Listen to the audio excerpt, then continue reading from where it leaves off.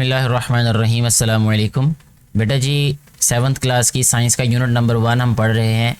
आज का जो टॉपिक है वो है common disease of respiratory system, यानी जो रेस्पिरेटरी सिस्टम है उसकी जो कॉमन डिजीज़ हैं वो कौन सी हैं। ये बिल्कुल ऐसे ही टॉपिक है जो हमने पहले इसे डाइजेस्टिव सिस्टम पढ़ा।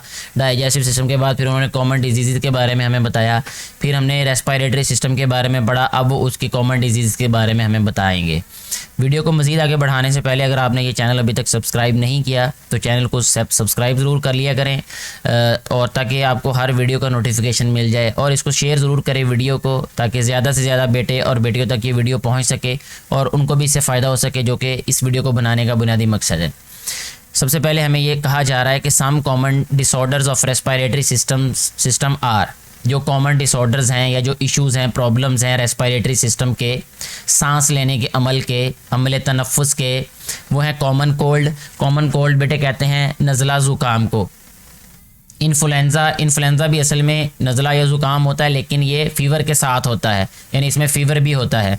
इसके बाद है नमोनिया एंड ट्यूबरकुलोसिस। ये दोनों जो फेफड़ों की बीमारियां हैं। जो नमोनिया है बेटे, इसमें जो फेफड़े हैं वो उसमें सोजिश आ जाती है। ट्यूबरकुलोसिस भी फेफड़ों की बीमारी है। एंड लंग्स कैंसर, और लंग्स क्योंकि फेफड़ों को कहते हैं तो जो फेफड़ों का कैंसर हो जाता है वो भी कॉमन एक डिसऑर्डर है रेस्पिरेटरी सिस्टम का। Here we shall discuss common cold and pneumonia। यहाँ पे हम सिर्फ दो की बात करेंगे, एक कॉमन कोल्ड की और निमोनिया की।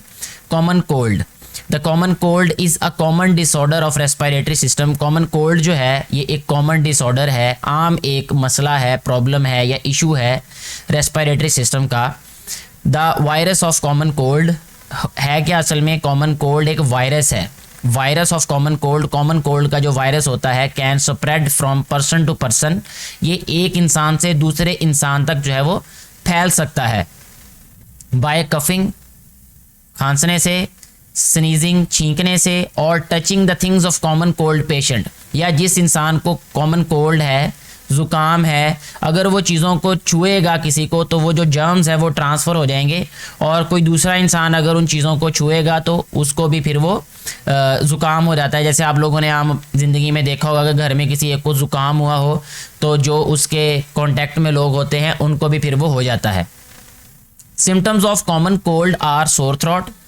जो कॉमन कोल्ड है इसके सिम्टम्स, इसकी जो अलामात हैं वो सोर थ्रोट है, यानी गले की सूजन, ठीक है, गले का पक जाना जिसे हम कहते हैं, कफ, ठीक है, कफ होना, खांसी जिसे हम कहते हैं, रनिंग नोज, बहती नाक, ठीक है, यानी जो नाक है उसमें से जो है वो पानी का बहना, कंजेस्चन बेटे, कंजेस्चन किसे कहते हैं, कंजेस्चन का असल मतलब है कि जो हमारी नाक है ना इसमें से हवा गुजरती है तो जो रास्ता है वो तंग हो जाता है, उस इशू को कंजेस्चन कहते हैं। यानी नाक जो 70% हमारे फेफड़ों में हवा जाती है ना वो नाक के ज़रिए जाती है, यानी जो हम अंदर को इनहेल करते हैं ना तो 70% जो हवा होती है या ऑक्सीजन हम जिसे कहते हैं वो नाक के ज़रिए हमारी बॉडी में दाखिल होती है।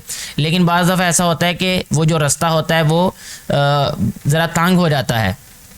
मैं ये सादा ज़ुबान में आपको समझा रहा हूँ, उसको कंजेस्शन कहते हैं। स्नीजिंग है, इसके बाद हेडेक है यानी सर का दर्द है, ETC एक्सेट्रा वगैरह वगैरह। वी में है fever during the common cold. Common cold के दौरान हमें जो है वो फीवर हो जाता है या हो सकता है। आपने देखा भी है कि अगर जो है वो ज़ुकाम नज़ला हो रहा है तो उसके साथ फिर ये बुखार भी हो जाता है। There is no proper medicine for common cold. Common cold के लिए कोई ख़ास दवाई नहीं है, कोई मेडिसिन नहीं है। However you may observe the following measures. लेकिन आप ये वाले जो मेजरमेंट्स ले सकते हैं, यानी ये वाले काम कर सकते हैं अपने आप को बेहतर करने के लिए, बचाने के लिए भी। गेट लॉट्स ऑफ रेस्ट करें, आराम करें ज़्यादा से ज़्यादा। ड्रिंक प्लेंटी ऑफ लिक्विड्स, जो लिक्विड्स हैं वो ज़्यादा से ज़्यादा पिएँ। एंड इफ़ सिम्टम्स परसिस्ट, और अगर जो अलामात हैं वो बरकरार रहती हैं, कंसल्ट योर डॉक्टर, तो डॉक्टर से रब्ता करें या उनसे जो है वो मशवरा लें।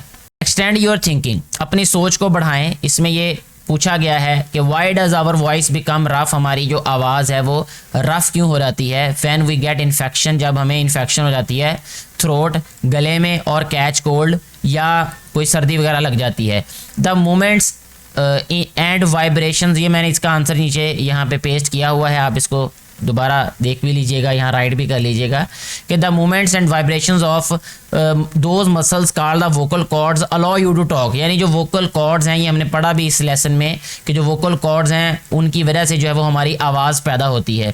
If your voice box become swollen और इन्फ्लेमेटेड, जैसा कि हमें यहाँ पे बताया कि जो इन्फेक्शन हो जाती है और इन्फेक्शन की वजह से जो गला है वो सूज जाता है। तो यही यहाँ पे कहा गया है कि अगर गला सूज जाए तो फिर क्या होता है, usually due to a viral infection की वजह से you can't talk properly any more, your voice becomes क्रॉकी।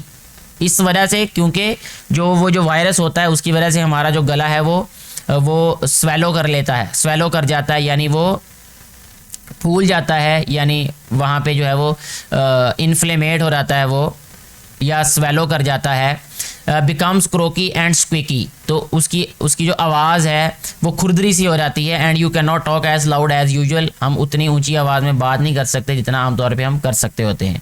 Second जो डिजीज़ है, जो कॉमन डिजीज़ है रेस्पिरेटरी सिस्टम की, वो है pneumonia.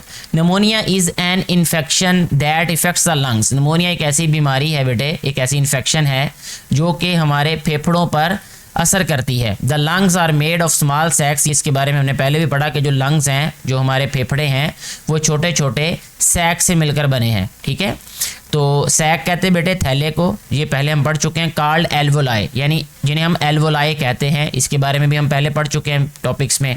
Which are filled with air, ये जो एल्वोलाई होते हैं ये हवा से भरे होते हैं। When a person has pneumonia, जब किसी इंसान को निमोनिया हो जाए, the alveoli are filled with pus, तो उसमें जो है वो पस भर जाती है। ठीक है, पस बेटे आप पस को जो है वो पीप भी कह सकते हैं, यानी येलोइश सा एक लिक्विड होता है थिक सा, ठीक है, उसको पस कहते हैं। विच मेक ब्रीदिंग पेनफुल, जिससे जो सांस लेना जो है वो मुश्किल हो जाता है, तकलीफ दे हो जाता है। Pneumonia is the main cause of death in children world wide, पूरी दुनिया में बच्चों में जो सबसे ज़्यादा अमवात होती हैं उसकी जो वजह है, अहम वजह है, बुनियादी वजह है, वो है pneumonia. Common symptoms of pneumonia are cough, जो आम उसके सिम्टम्स हैं वो हैं कफ का हो जाना, यानी खांसी का हो जाना, फीवर का हो जाना, नेज़ल कंजेशन मीन कि नाक का जो रास्ता है उसका कंजेस्ट हो जाना, उसका बंद हो जाना, रास्ता जो है वो कम रह जाता है, जिससे हवा जो है वो कम गुजरती है और मसाइल जो हैं वो बनते हैं, यानी ऑक्सीजन जो है वो हम कम इनहेल कर पाते हैं। रैपिड ब्रीदिंग विद व्हीजिंग साउंड, यानी तेज़ तेज़ सांस का आना और सीटी की आवाज़ जो है वो इसका आना। चेस्ट पेन, छाती का दर्द जो है। लॉस ऑफ एपेटाइट, यानी भूख का ना लगना, etcetera. Visit your doctor as soon as possible, जितनी जल्दी हो सके अपने डॉक्टर से रुजू करें। अगर कोई भी आप लोगों को इनमें से सिम्टम्स लग रहे हैं, एक या दो या ज़्यादा सिम्टम्स हैं, तो डॉक्टर से फ़ौरन रुजू करें। To treat pneumonia your doctor may prescribe an antibiotic medicine, जो डॉक्टर है वो आपको प्रिस्क्राइब करेगा एक एंटीबायोटिक। ठीक है, एंटीबायोटिक के बारे में भी हमने पहले पढ़ा टॉपिक में, अगर आपने प्रीवियस वीडियोस देखी हैं तो आपको एंटीबायोटिक की समझ होगी। Vaccines can also be use to prevent pneumonia, जो वैक्सीन्स हैं वो भी निमोनिया से जो है वो आपको बचा सकती हैं। वॉश योर हैंड्स फ्रीक्वेंटली, अपने जो हाथ हैं उनको ज़्यादा धोएं। टू अवॉइड जर्म से बचने के लिए यूज़ अ टिश्यू और हैंडकरचीफ, या टिश्यू इस्तेमाल करें या रुमाल इस्तेमाल करें। व्हेन यू कफ और स्नीज, जब आपको खांसी आए या छींक आए। ठीक है बेटे, इसके बाद नेक्स्ट पेज पे हमें बताया जा रहा है कि कीप योर लंग्स हेल्दी, अपने लंग्स को कैसे आप हेल्दी रख सकते हैं। तो सबसे पहले कहता है fruits and vegetables contain vitamins, जो फ्रूट्स और वेजिटेबल्स होती हैं उनमें विटामिन्स होते हैं। Vitamins keeps our lungs healthy, जो विटामिन्स होते हैं वो हमारे लंग्स को हेल्दी रखते हैं। Exercises like running, walking, swimming, jumping, cycling, ये सारी की सारी एक्सरसाइजेज हैं, are good for our lungs, ये भी हमारे लंग्स के लिए हेल्दी हैं, अच्छी हैं, यानी ये जो एक्सरसाइज है ये करनी चाहिए। अवॉइड स्मोकिंग, स्मोकिंग से जो है वो परहेज़ करनी चाहिए। Smoking is the main cause of lungs cancer, जो स्मोकिंग है, सिगरेट नोशी है, ये सबसे बड़ी वजह है लंग्स कैंसर की, यानी फेफड़ों के कैंसर की। लीफी ग्रीन वेजिटेबल्स, यानी पत्तों वाली जो सब्ज़ वेजिटेबल्स होती हैं, सब्जियां होती हैं, कंटेन सच केमिकल्स, उनमें ऐसे केमिकल्स होते हैं that are good for our lungs, जो हमारे लंग्स के लिए बेहतर होती हैं, फ़ायदेमंद होती हैं। इसके बाद साइंस, टेक्नोलॉजी एंड ये जो सोसाइटी, इस वाले टॉपिक में यह एक छोटी सी एक बात बताई गई हमें कि एडल्ट्रेशन ऑफ फूड की जो खोट है, मिलावट है यानी जो खुराक है हम जो खाते हैं उसमें जो मिलावट होती है, मिलावट का मतलब ये है कि खुराक अक्सर आप लोगों ने, शायद आप लोगों को पता हो या जिस स्टेज पे आप हैं आपको नहीं पता होगा कि बहुत सारे फ्रूट्स ऐसे हैं कि जिसमें स्वीटनर्स डाल देते हैं उनको मीठा करने के लिए, तो ये असल में उनकी अडल्ट्रेशन है, यानी मिलावट है, खोट है उस काम में। Affects our digestive system badly, ये हमारे डाइजेस्टिव सिस्टम निज़ाम इन हज़ाम को बहुत बुरी तरह मुतासर करते हैं जब ये कोई ऐसा फूड हम खाते हैं जिसमें कोई मिलावट हुई हो। तो पोल्यूशन, स्पेशली एयर पोल्यूशन, जो पोल्यूशन है, आलूदगी है, ख़ास तौर पे हवाई आलूदगी, इफ़ेक्ट्स आवर रेस्पिरेटरी सिस्टम, वो हमारे अम्ले तनफ़ुस को बहुत बुरी तरह इफ़ेक्ट करती है। ठीक है, ये जो आलूदगी है हवा की। Why do we think government should take action against adulteration and pollution, हमें क्यों ये जो है वो हम क्यों सोचते हैं, वाई डू वी थिंक, हम क्यों सोचते हैं गवर्नमेंट को इसके लिए एक्शन लेना चाहिए कि मिलावट और जो आलूदगी है इसको जो है वो दूर करने के लिए या इसके ख़िलाफ़ क्यों एक्शन लेना चाहिए। ये हर बच्चा जो है वो अपनी अपनी राय दे। डेफिनेटली मेरी राय तो ये होगी इस बारे में कि ये क्योंकि इंसानी ज़िंदगी सबसे कीमती जो है वो असासा होता है, सबसे कीमती चीज़ है। तो ये जो चीज़ें हैं जिसे हम अडल्ट्रेशन कहते हैं या पोल्यूशन कहते हैं, ये क्योंकि इंसानी ज़िंदगी पे इफेक्ट करते हैं, इसलिए गवर्नमेंट को डेफिनेटली इसके अगेंस्ट जो है वो एक्शन लेना चाहिए।